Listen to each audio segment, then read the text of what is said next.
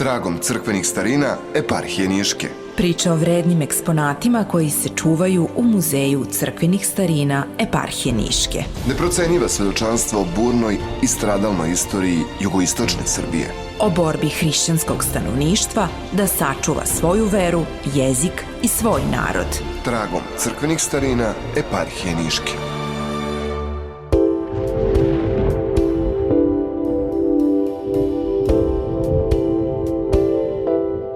Pomože Bog, poštovani slušalci. Evo nas u još jednom izdanju emisije Tragom crkvenih starina Pravoslavne eparhije Niške.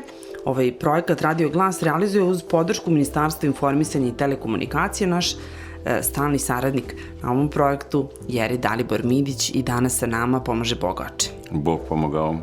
U prethodnoj emisiji smo započeli našu priču o ikonama Malog Jerusalima koje se čuvaju u Muzeju crkvenih starina Pravoslavne eparhije Niške, ali onima koje nisu samo u muzeju, nego su i u riznici Hrama Roždestva Hristovog u Pirotu.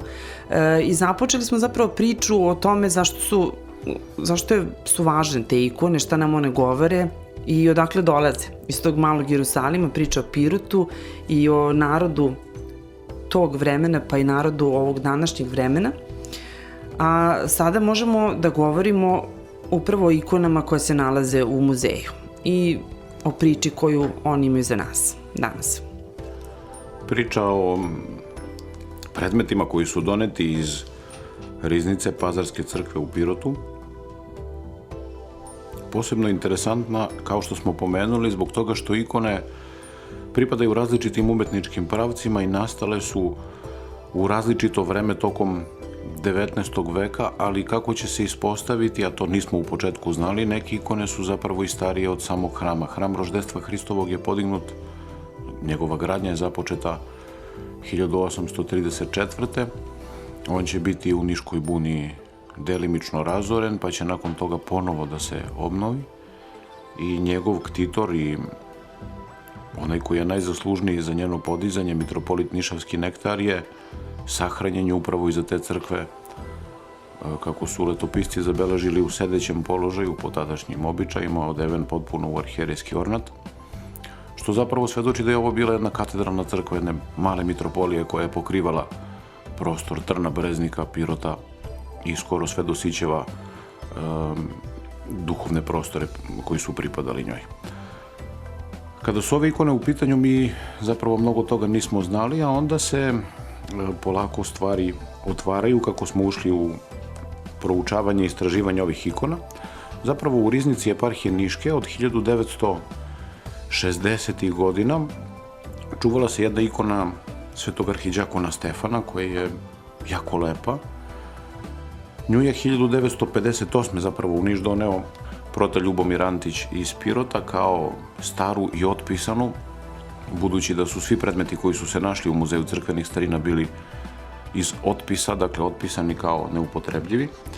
I na toj ikoni je bio jedan mali zapis na kome je pisalo "Po meni gospod Jesnaf Mutavdžijski" i 1808. godina. Šta je taj esnaf bio? Esnaf Mutavdžijski, to su bili, dakle, razni esnafi prilagali su crkvama ikone u spomen svojih patrona, duhovnih zaštitnika, budući da su sve te organizacije, da ih tako nazovemo, imali svog patrona zaštitnika. Mutavdžije su bili ljudi koji su izrađivali neke niti od kojih se kasnije tkalo. Dakle, neki zanat koji je bio vezan za konopce, za tkanine i bio je jako unosan, kao što možemo da vidimo. Oni prilažu jednu velelepnu ikonu za koju smo mi samo znali da je doneta iz Pirota. Kasnije, kad su se pojavile i druge neke ikone, u stvari povezali smo po načinu izrade da je u pitanju neki anonimni zograf, ali isti onaj koji je oslikavao i drugi ikone. Jedan drugi zapis na ikoni Roždestva Hristovog ima čak i godinu, 1798. i zapis na kome piše "Ktitor Mano, oca Nešo, podruži jego Marija Susanka". Dakle, to su... Prevedite. To su 1798. poklonili neki ktitor koji se zvao Mano, njegov otac koji se zvao Nešo, i podržala ih je neka Marija Susanka u darivanju te ikone. Najverovatnije je reč o nekim ktitorima inače Pirotske crkve, ne bi se Ktitor Mano potpisao kao Ktitor da je samo tu ikonu darivao, dakle verovatno su njihovi darovi bili obimni. I to je jedna od najstarijih ikona zbog zapisa. Postoje neke druge koje su najverovatnije starije, ali nema nikakvih informacija.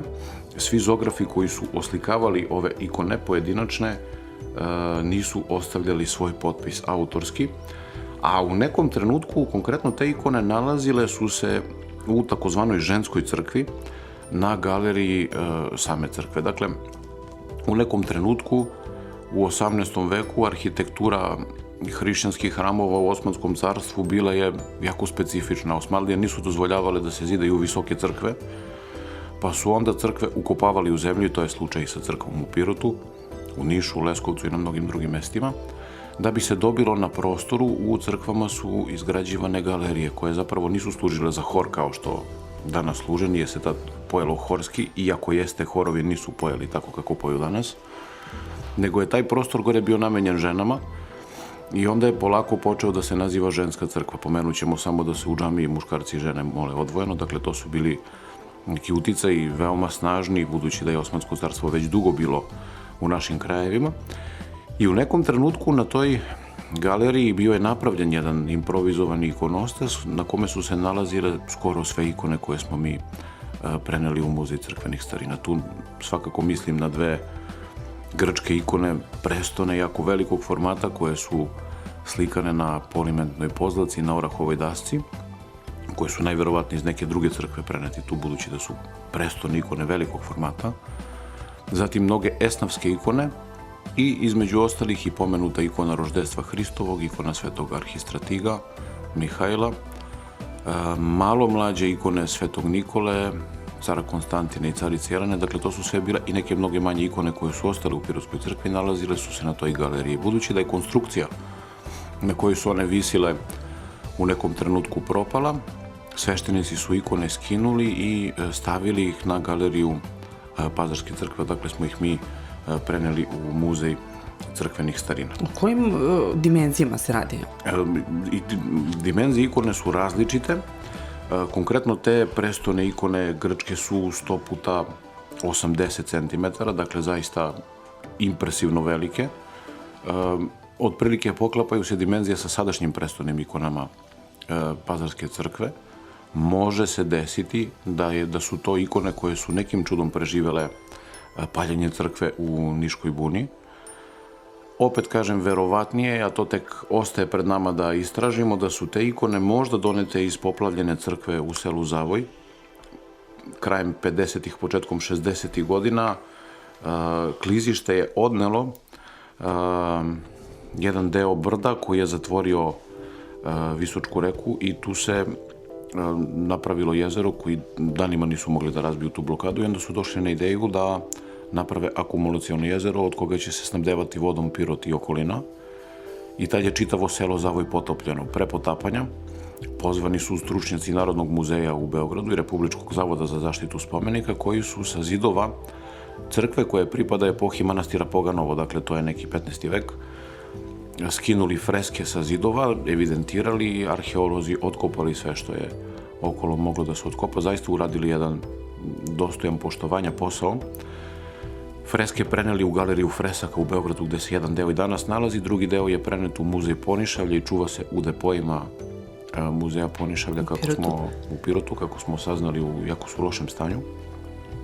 A šta se sa ikonama desilo zapravo nije baš najjasnije i pretpostavljamo da su te ikone najverovatnije prenete u Pazarsku crkvu u Pirotu, budući da su sveštenici iz upravo te crkve opsluživali selo Zavoj sa svojim parohijama. Crkva je u potpunosti potopljena, a osim tih crteža i fotodokumentacije od nje nije ostalo ništa. To je bilo jedno takvo vreme, crkva ništa protiv toga nije mogla da uradi. Mi živimo danas i u vremenu kada će nadležni zatrpati kasno antičku baziliku zato što ona smeta nekom putu koji treba da se napravi ili mnoge druge stvari. Dakle, nismo baš uvek imali osjećaja za takve stvari. Ovde je sticaj okolnosti i trenutni problem sa vodom bio veći i važniji nego srednjovekovna crkva koja može da se potopi.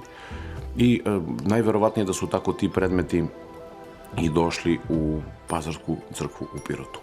Takođe jedna jako interesantna ikona koja predstavlja to starije nasleđe Pazarske crkve je jedan deizisni čin na kome su izobraženi Gospod, Presveta Bogorodica i Sveti Jovan Krstitelj, koja po svojoj formi izgleda kao da se nalazila iznad nekih ulaznih vrata, najverovatnije carskih dveri, i u potpunosti je isti rad kao i pomenute ikone svetog arhidžakona Stefana, Roždestva Hristovog i svetog arhistratiga Mihajla. Dakle, to su te ikone koje pripadaju tom starijem sloju, dakle, s kraja 18. veka. Rad izuzetno podsjeća na dveri Niške saborne crkve, male Niške saborne crkve, i taj anonimni zograf radio ikone i za Dragalevski manastir, radio za neke crkve u okolini Sofije, pa se njegova delatnost može vezati za ovaj deo Balkana, ne znamo kako se on zvao, ne znamo čak ni koje školi pripadao, ali već počinje da u zografske ikone, koje su dosledne vizantijskom nasleđu, oslikava i izobražava, recimo, barokni nameštaj, jako bogate draperije, zatim odežde, koristi polimentnu pozlatu. A i skupe boje. S obzirom da je plava zaista retka. Jeste, i ono što je interesantno, sve ove ikone, a to smo i u razgovoru sa restauratorima Pazarske crkve u Pirotu govorili, svuda je rađena polimentna pozlata. Polimentno pozlaćivanje znači pozlaćivanje glačanjem. Stavljaju se zlatni listići, onda se glačaju i taj proces se ponavljao nekoliko puta i trošilo se 3 puta više zlata nego regularnim pozlaćivanjem. I kaže da su u Pirotu i u donjoj zoni gde se najviše vidi i u najvišim zonama gde retko ko može da vidi, koristili polimentnu pozlatu i čisti procenat zlata. Dakle, ljudi su bili svesni da kad se nešto radi u crkvi, to treba tako da izgleda. Nesebično su ugrađivali svoj imetak i bogatstvo u nešto što je ostalo, evo, 200 godina kasnije. Stiglo je do nas i tek sad zapravo ponovo pokazuje svu svoju lepotu. I to polimentno pozlaćivanje ikona je naročito bilo karakteristično za Pirot i za ovaj period. Kojima često zameraju da su štediše, evo, oni su zaista bili, ne štedimice su davali za crkvu, to je zaista interesantno, čisto za sve one koji ih nepravedno optužuju. Mislim da to tako u celoj eparhiji Niškoj čini mi se da nema takvih primjera. Ima dosta još lepih ikona, samo u šalama i pošalicama o blagočestivim Piroćancima tako nešto može da se govori. Zapravo situacija na terenu, kako bismo rekli, je potpuno drugačija i zapravo to uopšte nije nešto što može da se njima pripiše. Ono što je jako interesantno na svim ovim ikonama, a što potiče iz malo kasnijeg perioda, su okovi ikona. Okovi koji su izrađivani od srebra ili zlata, votivi koji se nalaze na mnogim ikonama svuda, naročito u seoskim crkvama, u našim krajevima, predstavljaju jednu specifičnost koja je počela spontano da se javlja, a opet je najverovatnije vezana za ranohrišćanski period i period rane Vizantije. Naime, u 7., 8., 9. veku u Vizantiji započinje takozvana ikonoboračka jeres. Vizantijski carevi, pod spoljnopolitičkim pritiscima muslimana koji su hrišćane optuživali da su idolopoklonici time što se klanjaju svetim ikonama, počeli su da iz hramova izbacuju ikone i da brane ikonopoštovanje. Protiv toga su se naročito pobunili monasi koji su bili najrevnosniji branitelji ikonopoštovanja i među njima posebno se istakao lik svetog Jovana Damaskina, jednog obrazovanog monaha iz Damaska koji će poneti po tome ime i Damaskin, koji je mnogo govorio i pisao u odbranu svetih ikona. Zbog toga njemu vizantijski car Lavi Savrijanac brani da više piše i govori o tome, međutim njegova pisma o ikonopoštovanju i ozbiljni dogmatski izrazi pravoslavne vere utvrđeni svetim kanonima našli su se u tim njegovim rečima, zbog čega vizantijski car Lav naređuje da se njemu iseče desna šaka da više nikad ne bi mogao da piše. Jovan Damaskin dolazi u svoju kuću i kleči pred Bogorodičinom ikonom moleći se i u molitvi zaspi i pošto se probudi iz sna vidi da mu je porasla nova šaka. u znak zahvalnosti prema toj ikoni Bogorodice pred kojom se molio, on je poručio da se sačini jedna zlatna šaka koja će se staviti na tu ikonu Bogorodičinu i to je ikona koja je nama poznata kao Trojeručica. On će nju kasnije sa sobom doneti u manastir Svetog Save Osvećenog i pridružiti ih onim svetinjama koje je Sveti Sava Osvećeni na samrti ostavio brati iz svog manastira sa amanetom da će se u budućnosti pojaviti neki mladi arhijepiskopi zapadnih zemalja kome oni treba da predaju te svete predmete, dakle reč je o paterici Svetog Save Osvećenog, ikoni Bogorodice Mlekopitateljnice i tim predmetima Sveti Jovan Damaskin dodaje i tu ikonu Trojeručice koja je Sveti Sava doneo u Srbiju, čuvana je u Studenici, celu njenu povest znamo, ali poučeni tim primerom čudesnog isceljenja mnogi ljudi su kasnije ukrašavali sve te ikone u hramovima, u znak zahvalnosti prilagali su različite votive. Votivno znači nešto što je posvećeno, sveto, namenjeno nečemu. Pa su tako pirotski zlatari i kujundžije izrađivali različite okove za ove ikone. Tu se može videti zaista jedna izuzetna veština zlatarskog zanata koja prati sve do tada poznate tehnike obrade plemenitih metala. To se posebno vidi na ikoni Svetog Arhangela Mihajla, zatim na ikoni Svetog Nikole, a posebno na ikoni cara Konstantina i carice Jelene, gde je čak na dnu tog krsta pirotski zlatar stavio svoj potpis i ime i 1837. godinu. Pirotsko zlatarstvo i kujundžiluk prestao je da postoji najverovatnije posle Prvog svetskog rata, nakon te velike svetske izložbe u Parizu, tog prvog ekspoa, odnosno drugog iz 1904. godine, pojavila se serijska proizvodnja svega, pa čak i bogoslužbenih predmeta za crkvu. Svi umetnici koji su izrađivali bogoslužbene predmete u nekom trenutku postali su preskupi i tako je polako zlatarski primenjeni zlatarski zanat, mi to zovemo kujundžiluk, ali to je zapravo jedna mnogo šira veština koja je obuhvatala sve od kovanja i pravljenja predmeta za svakodnevnu upotrebu do reprezentativnih umetničkih dela, naročito primenjene sakralne umetnosti. Izrađivali su do nekog trenutka, onda je Prvi svetski rat doneo svoje neke posledice i nakon Prvog svetskog rata kujundžiluk se polako gasio i u Pirotu i u Nišu i u Leskovcu i u Vranju, dakle to su bila 4 jako velika kujundžijska centra gde se mnogo ljudi bavilo izradom bogoslužbenih predmeta, pa zbog toga i ovi votivi predstavljaju jedan poseban spomenik jednog vremena. Takođe mi u stalnoj postavci muzeja imamo dosta votiva sa ikona koje više ne postoje. U kojima ćemo pričati svakako. O kojima ćemo svakako govoriti posebno. Ikone su nestale budući da su bile napravljene od potrošnih materijala, ali su votivi koji su bili od srebra ili zlata preživeli do našeg vremena.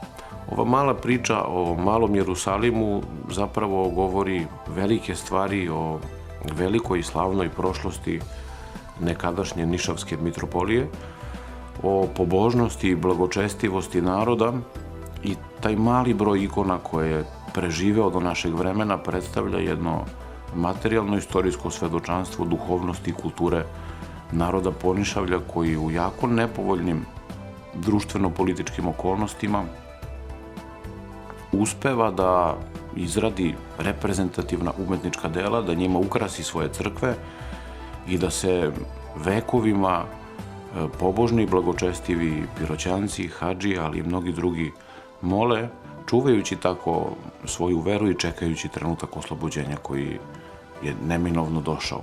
I danas Pirot stoji kao svedočanstvo i primer duhovnosti i pobožnosti, načina na koji se živelo Hristom, načina na koji se disalo hrišćanstvom i danas ljudi koji tamo žive dostojni su potomci svojih blagočestivih i slavnih predaka. Oče, bez namere da iznosimo neka nagađanja i neproverene informacije, ali ja verujem da negde i u naučnim krugovima, među ljudima koji se bave izučavanjem i ovih pirotskih svetinja posebno, postoji neka opet nagađanja, pretpostavke na osnovu nečeg što se ima, ali ne uz dovoljno informacije da se potvrdi. Šta je ono što nam prićutkuju te ikone, šta je ono što se naslućuje ili o čemu se razmišlja, da li postoje neke za vas interesantne stvari koje smatrate da govore ove ikone ili prosto ne pruži nam kompletan uvid, da možemo da kažemo, tako je. Ono što je interesantno, kad se posmatra neko umetničko delo, posmatra se mnogo stvari koje utiču na njegov nastanak. Dakle, kontekst u kome žive ljudi koji ga stvaraju, da li je pobedio ovaj ili onaj umetnički pravac. Kad su u pitanju naši krajevi, ono kad je vladika Nikolaj govorio u katedrali Svetog Pavla u Londonu, dok je Evropa menjala i reformisala i bogove i ljude, mi smo svojim kostima tupili turske sablje. Dakle, jedini faktor koji je uticao da to bude tako, a ne nekako drugačije, su bile istorijske okolnosti. Putujući zografi, koji su uglavnom bili sveštenici ili monasi, kako živopisno opisuje jedan naš istoričar umetnosti, u memljivim manastirskim sobama i kućama oslikavali su iz dubine svoje duše lepe ikone pred kojima će se moliti hrišćani, kao nekada u katakombama oni rani hrišćani koji su izobražavali freske razne na zidovima. I te freske su takve zato što nisu mogle da budu drugačije zbog ambijenta u kome su slikane i zbog svega onoga što je njih pritiskalo. Iako su nastale u teško i stradalno vreme, ove ikone zaista predstavljaju reprezentativna umetnička dela ovog dela Balkana.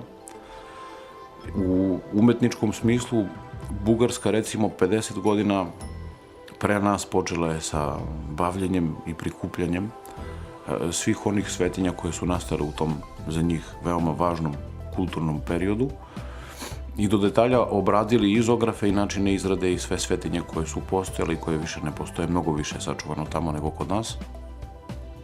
I uvek se promicala jedna činjenica, a to je da su te ikone ostajale vernije pravoslavnoj tradiciji, da nikako nisu pretrpele bilo kakav uticaj zapadne umetnosti, koja je uvek smatrana rimokatoličkom, nama stranom, već su ostali potpuno verni svom duhovnom i kulturnom nasleđu. To je naročito zbog toga, kao što smo govorili, što smo živjeli u istoj državi sa Svetom zemljom i Svetom gorom, dva istočnika, čistote pravoslavlja, dva garanta. I zapravo ove ikone upravo to i svedoče, da su one verne nasleđu pravoslavne crkve, da ni na koji način nisu pretrpele bilo kakve uticaje. I sigurno je da je ovde bilo mnogih trgovaca, putujućih koji su prodavali i preprodavali čak i sve te ikone, njih u Pirotu nema.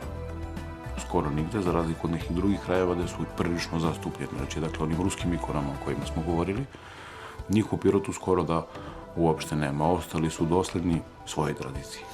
Ali kad se oslikavaju po istim kanonima, prosto vidite da su neke ikone i kad ste laik lepše od drugih, ove koje mogu da se vidi u katalogu Muzeja crkvenih starina Pravoslavne eparhije Niški u muzeju, a i naravno u crkvi Pirotskoj, govore da je pravo čudo što su zografi imali to smirenje da se ne potpišu na ovim ikonama, bez obzira što jeste to bila neki način običaj, tradicija da oni sebe ne ističu na taj način i da se ne potpisuju, ali zaista ja koliko vidim ovim svojim laičkim očima, reč je o umetničkim delima.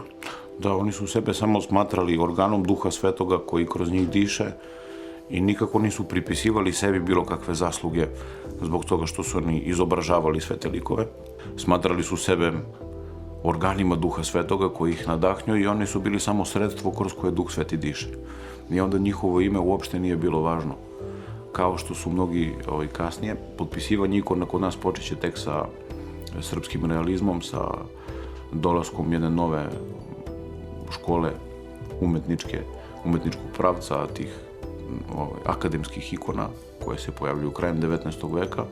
Tek tada ćemo mi početi da ozbiljno proučavamo slikare koji su potpisivali i ponosno govorili o svojim delima, polemisali po novinama o tome koliko su njihove ikone pravoslavne, dok su ti zografi koje su često nazivali pogrdno Srbi prečani neukim bogomazima, izobražavali razne svete likove ovde u smirenosti i skrušenosti nekih malih kelija i u skrušenosti i dubini svojih duša i srca. Pa baš o tim ikonama neukih bogoma zagovorit ćemo u narednim emisijama. Oče Dalibore, hvala vam puno na priči o ikonama Malog Jerusalima koja dolazi iz riznice Hrama Roždestva Hristovog u Pirotu, a jedan deo njih se čuva u Muzeju crkvenih starina Pravoslavne eparhije Niške. Bilo je još jedno izdanje emisije Tragom crkvenih starina koju Radio Glas Pravoslavne eparhije Niške realizuje uz podršku Ministarstva informisanja i telekomunikacija. Tragom crkvenih starina eparhije Niške. Priča o vrednim eksponatima koji se čuvaju u Muzeju crkvenih starina eparhije Niške. Neprocenjiva svedočanstva o burnoj i stradalnoj istoriji jugoistočne Srbije. O borbi hrišćanskog stanovništva da sačuva svoju veru, jezik i svoj narod. Tragom crkvenih starina eparhije Niške.